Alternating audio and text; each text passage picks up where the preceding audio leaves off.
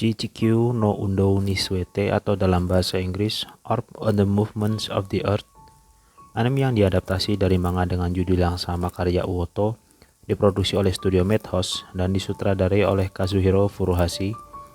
Sutradara yang cukup banyak menggarap series anime diantaranya Rurouni Kenshin dan Spy X Family. Anime ini bakal ngebawa kita ke Eropa abad pertengahan di tengah kekuasaan agama yang absolut dan pemikiran bebas yang dianggap sesat. Tapi di dunia yang kelam ini, ada segelintir anak muda, pendeta, bahkan orang biasa yang berani mempertanyakan satu hal. Apa benar bumi ini pusat segalanya?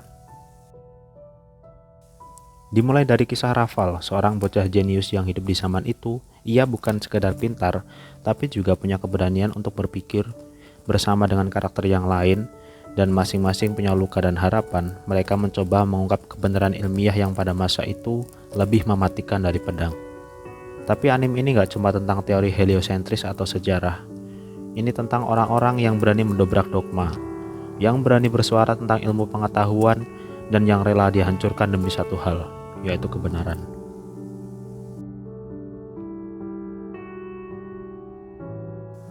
Satu hal menarik dari Orb adalah karakter-karakternya yang gak seperti anime pada umumnya.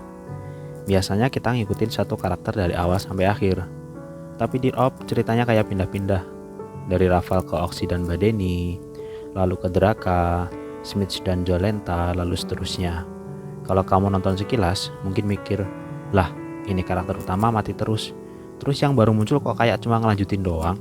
Tapi ternyata disitulah kekuatan Orb. Setiap karakter itu sebenarnya adalah fase dari pemikiran manusia. Mereka tuh cuma bukan tokoh dalam cerita, tapi kayak perwakilan dari ide-ide yang berevolusi dari satu generasi ke generasi yang berikutnya. Hubert itu awal mula, pemantik, seorang yang nekat nyari kebenaran dengan segala cara. Rafal adalah tahap keraguan. Dia tahu kebenaran itu ada, tapi gak berani menyuarakan karena latar belakangnya. Oxy mewakili rasa penasaran yang polos. Dia belajar bukan buat melawan, tapi karena dia suka belajar.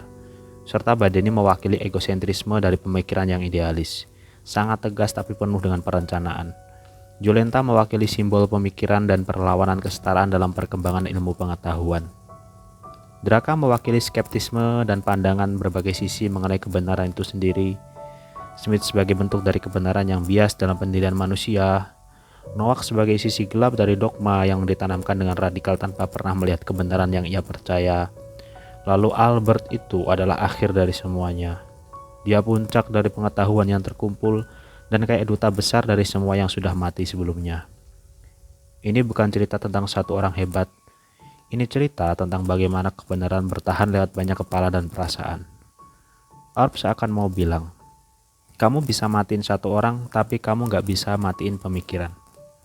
Setiap karakter itu kayak potongan puzzle dari perjuangan panjang menuju kebenaran. Dan kita sebagai penonton, dipaksa buat ikut menyusun potongan itu satu persatu. Sekarang kita bahas sesuatu yang agak berat tapi penting. Kebanyakan orang lihat karakter-karakter Orb sebagai pahlawan. Tapi kalau dilihat lebih dekat, mereka itu manusia yang sangat terluka. Rafal masih bocah tapi harus nyembunyiin apa yang dia percaya.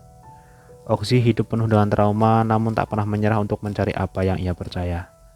Badeni tampak tenang tapi hidup dalam kesendirian dan masa lalu yang mengerikan. Jolenta hidup dalam diskriminasi tapi selalu percaya bahwa karyanya membawa perubahan.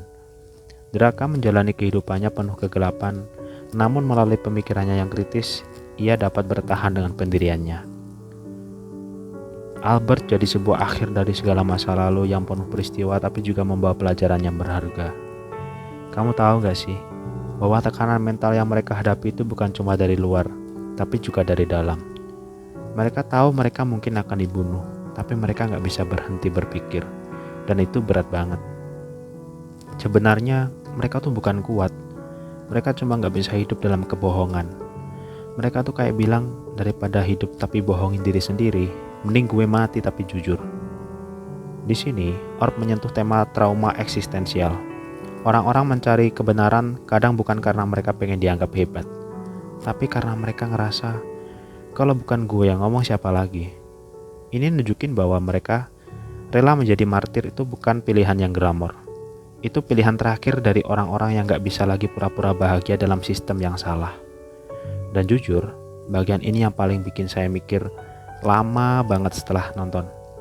Karena bisa jadi kita juga pernah ada di posisi mereka. Cuma dalam versi yang lebih kecil. Punya opini yang beda tapi takut ngomong. Tahu kebenaran tapi milih diem. Ngerasa sepi karena terlalu jujur. Orb ngajarin kita bahwa kebenaran kadang datang bareng rasa sakit. Tapi itu tetap layak diperjuangkan.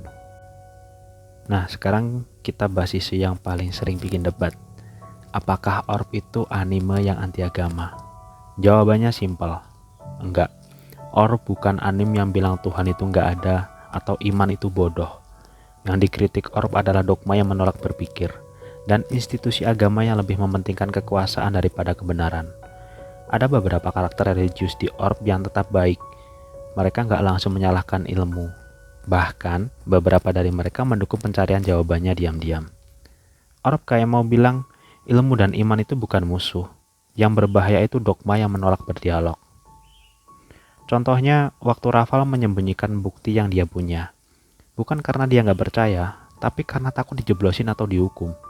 Itu bukan konflik antara sains dan agama, tapi konflik antara nalar dan kekuasaan. Jadi, Orb itu bukan ngajak kamu buat ninggalin agama, tapi ngajak kamu buat jangan berhenti berpikir. Dan yang paling kuat, menurutku adalah pertanyaan yang tak terucap di sepanjang anime. Tuhan bakal marah nggak kalau kita pakai otak yang dia kasih? Sebuah pertanyaan sederhana tapi menghantam banget. Walaupun cerita Orb fiksi, tapi untuk orang-orang yang sudah nonton pasti sadar. Ini kok kayak sejarah Eropa zaman Galileo ya? Dan itu bener banget. Raval mirip banget dengan Kopernikus, pencetus teori heliosentris. Oksi dan Badeni mewakili Galileo yang disidang karena bumi mengelilingi matahari. Bahkan, gaya gereja di Orb mencerminkan banget gereja Katolik abad pertengahan. Tapi Orb gak sekedar nyadur sejarah. Dia memeras esensi sejarah lalu membentuk ulang jadi kisah yang menyentuh batin. Yang bikin menarik, Orb gak fokus pada fakta, tapi pada emosi sejarah. Orb kayak mau bilang, gak peduli kamu di zaman mana, orang yang berpikir beda, tapi selalu punya musuh yang sama, yaitu sistem yang takut kehilangan kekuasaan. Dan yang lebih keren, Orb bikin kita nanya ke diri sendiri. Kalau aku hidup di zaman itu, apakah aku bakal berani nyuarain kebenaran? Atau justru aku bakal ikut diam demi rasa aman? Orb bukan cuma cerita masa lalu, ini refleksi kita semua hari ini. Orb on the Movements of the Earth adalah anime langka. Bukan cuma bikin kamu mikir, tapi juga bikin ngerasain hidup yang sama. Tentang beratnya memiliki pemikiran yang beda, tentang ancaman nyawa karena jujur, tentang iman yang diuji, dan sistem yang gak pengen berubah. Ini bukan anime buat semua orang, tapi kalau kamu tahan, kamu akan dapat hadiah besar. Pemahaman baru tentang apa artinya menyuarakan kebenaran. Karena Orb bukan tentang langit, Orb adalah cermin tentang kita semua yang berusaha mencari cahaya di dunia yang seringkali lebih suka kegelapan.